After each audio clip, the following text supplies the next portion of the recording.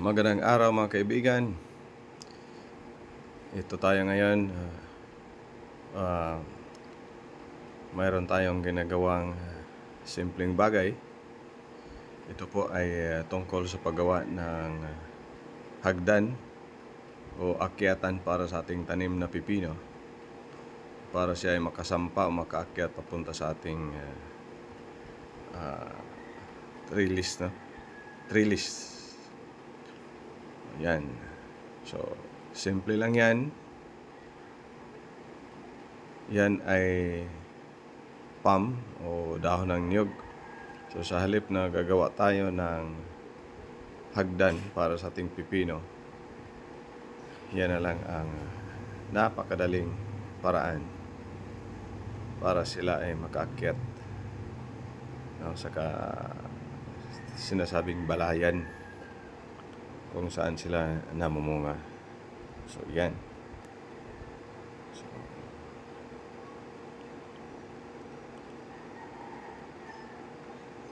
So, nandito tayo sa ating bukirin. Kinakarga natin ang ating ginawang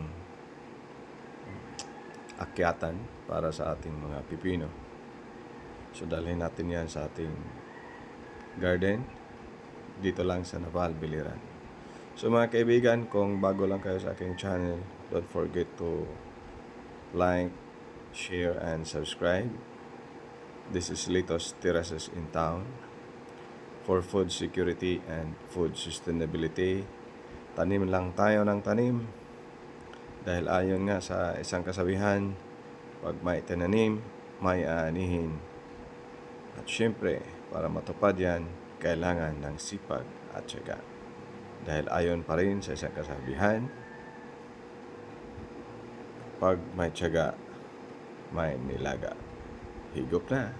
O kaya mga kaibigan, binabawasan natin yung dahon para yung kunti na lang matira. Yung ano na lang, yung ting-ting. Hindi naman masyadong kunan ng dahon. Ang purpose lang yan ay makakapit yung mga tentacles ng pipino. Tingnan natin mamaya.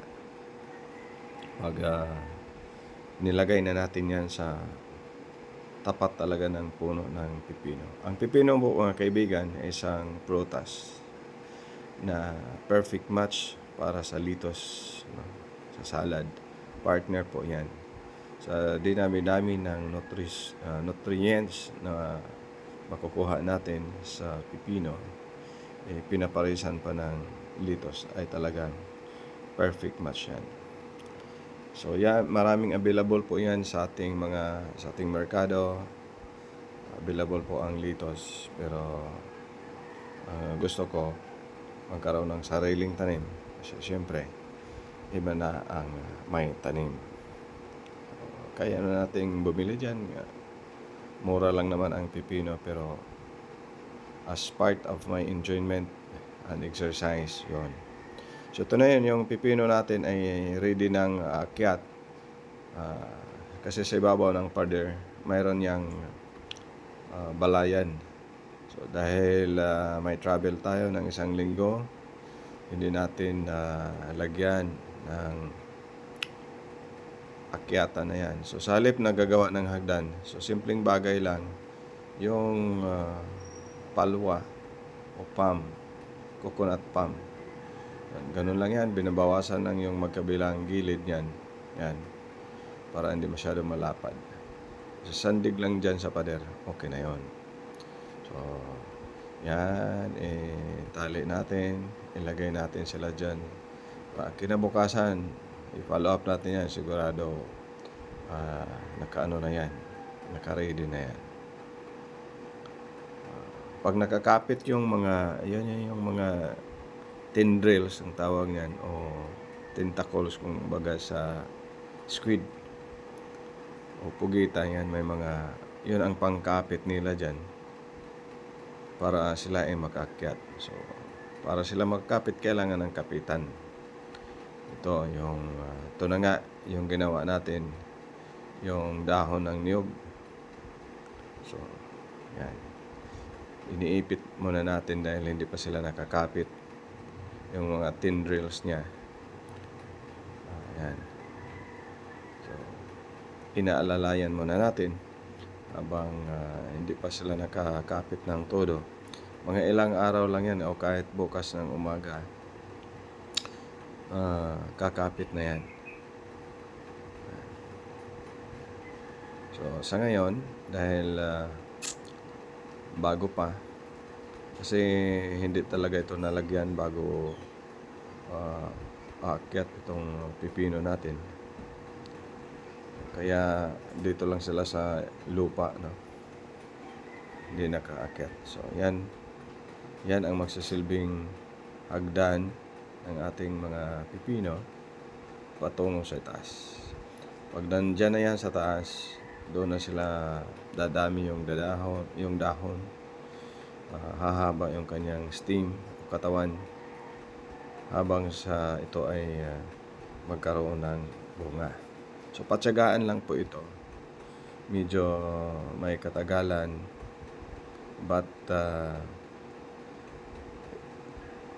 pag nakatanim tayo, hindi naman ulit-ulitin yan eh. So, isang bisis ka lang magtanim, harvest ka na ng harvest. Hanggang sa iyan ay aabot sa kanyang maximum age na yung hindi na talaga mamumunga, saka na lang palitan. Pero habang namumunga pa, medyo matagal-tagal din ito. Aabot ito ng ilang buwan ng mamumunga bago mag-fully matured ang isang pipino. Ibig sabihin ng fully matured, hindi na siya bubunga. So yan, ito mga isang linggo pa lang ito mula nung itinanim ito. Nag-travel tayo ng isang linggo, pagbalik ko ito na yon. So, alalayan muna natin ang ating pipino. Yan. Iniipit lang yan ng konti.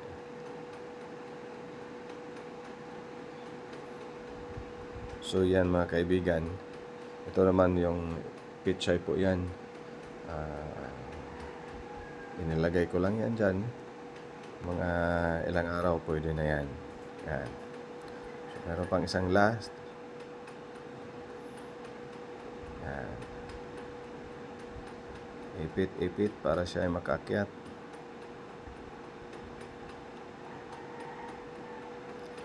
So yan lang mga kaibigan, ano. Enjoy lang sa pagtatanim mga kaibigan. Wala pong mawawala. Kung tayo magtatanim, sabi ng iba, bibili na lang, madali pa. So, kung pareho na tayong lahat mamimili, walang nagtatanim, anong gamit ng pera natin? Meron kang pera, walang mabibili. At kung walang magtatanim, wala rin. So, kailangan balanse po tayo. Dito sa mundong ibabaw, balanse lang po ang mga tao. So, yan. Ito na. Tapos din. Happy farming!